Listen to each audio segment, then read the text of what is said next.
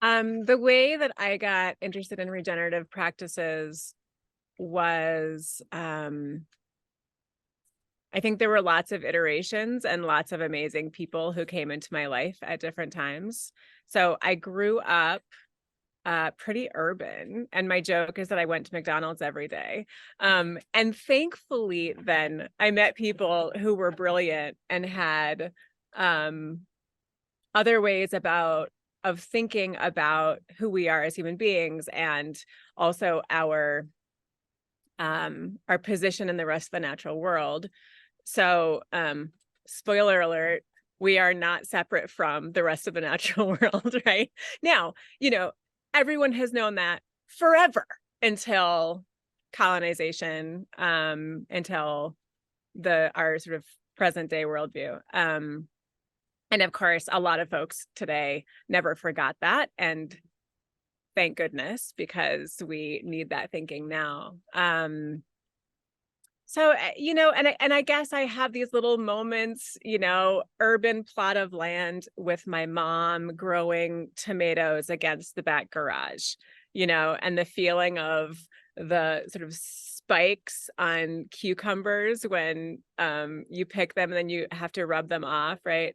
The smell of all of that. I remember sunflowers being like bigger than my head, and we lived in it was a tiny little backyard. But I think all of that just speaks to what is natural for us. We are not supposed to be separated from the rest of the natural world. It is where our sense of beauty comes from. It is where our sense of wholeness comes from. It is how we learn to breathe. It is how we learn to be who we actually are. So honestly, I think it's just sort of, even if you're socialized in this super urban environment, going to McDonald's every day, I think eventually, if you're paying any attention, you just notice how you feel and how you connect with the rest of the natural world. And I think the other thing that I'll say after that is that I was very aware of living in a racist society when I was a kid. And so it didn't take that long. So I started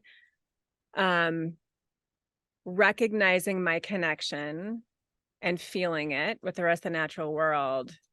And I also then was really aware of my connection with other human beings, and then the ways that those things intersected.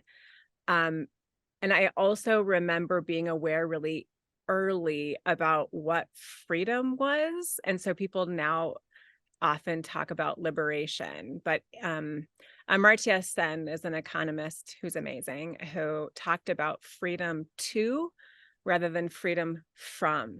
So what is the freedom we have to engage, to connect, to learn, to be, to connect with the rest of the natural world? And so all of those things really early were of a piece to me. They were all really connected. So the short answer is I learned from lots of brilliant people. At one point, I then ended up in Santa Fe, New Mexico, and I started hanging out with a lot of Indigenous folks. And so then having a sense of Indigenous worldview, which I did not grow up with at all, was also really helpful in my just remembering what we should all be doing on the planet. What stuck with me from Indigenous folks I learned from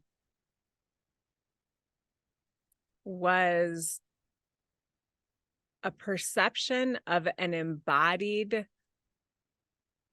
feeling that many Indigenous folks I know have, that we are not separate from the rest of the natural world. And I think the thing that was important for me to get in that is that the work of trying to feel that myself, having been raised in Western worldview, is incredibly valuable. And I think I probably will never get 100% there. In a world where humanity is flourishing, the way that social justice and equity play in, is that, the short answer is that world doesn't exist without them, right? So, if you look at the laws of nature, one of them is that diversity breeds resilience. There are lots of reasons for that. And that is also, there has been scholarship for a long time about how we can take the laws of nature, apply them to societies, and wonders never cease. They function, they work. So we are significantly more resilient. I mean, in every way. I also observe, so I'm drawing on Tyson Yunkaporta right now, who's an Aboriginal guy, really brilliant. I suggest that everybody read Sand Talk. And he talks about how he speculates that something happened to English folks. And perhaps it was like the Dark Ages and it was historical trauma. And so they just started screwing everything up. And I have some English and I have a lot of Irish. So I'm talking about my own people. There are systems that we created that are not conducive to life. And it's completely clear by what has happened around us. So why do we need social justice and equity? We need it in order to build vibrant community. We need it for basic morality. We need it because what we should be doing is expressing love all the time. And a lack of social justice and lack of equity fails to do that. And we need it because and I'll speak for myself right now, as someone of some of the traditions that have created the systems we now have, we have created systems that destroy life. So we need people with a worldview, with a paradigm that is conducive to life. It's really logical. And there's the systems we need in our world in order to survive and thrive. And by the way, I have to make this really clear. I have no doubt we're going to. I am super optimistic, incredibly hopeful. I'm like, oh, no. We're pretty awesome. We being human beings, we're gonna do this. And the ideas are there. They're everywhere. They're all around the world. The ideas are there. We just have to step into them. Examples of regenerative practices and harmony with the land and with one another. Diverse, as much participation as possible from all folks. The communities exist on the land, and there's a trust of young people, women, elderly people, and the land. All of those. And they tend to mirror each other in this fairly magical way. Regenerative education is a field that is sort of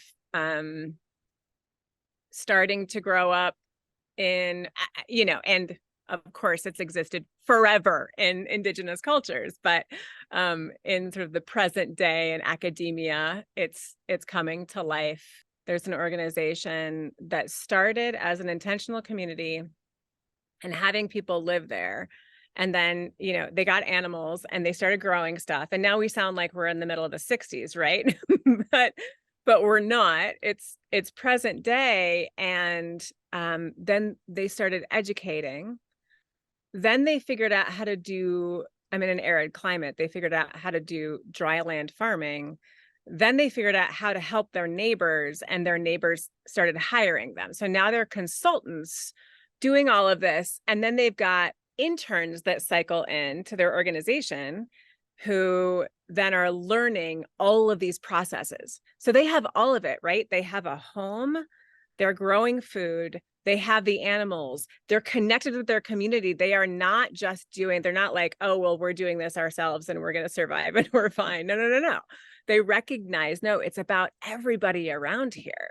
So then they have these, I mean, growing enclaves of folks who are doing this work. There's another project also nearby that I'm in the middle of connecting my students with that they're all Black and brown folks, and they have urban gardens, urban farms, really all over the area where I live, which is in Colorado. And then in COVID, they then were connected with, with organizations that were giving food to people who needed it. And then they are creating an entire economy that sits right next to the market economy. They're not getting into the fight with the market economy. They're just creating something right next to it that serves people, that does all the things that I was just talking about. I think my message for the world would be that we already know. We already have all of the elements, and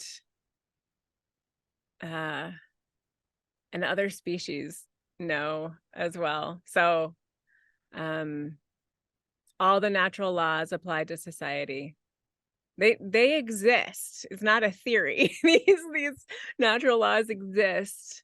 All the ways of being that are what we need right now, they're not just theoretical. They exist in practice in the world right now.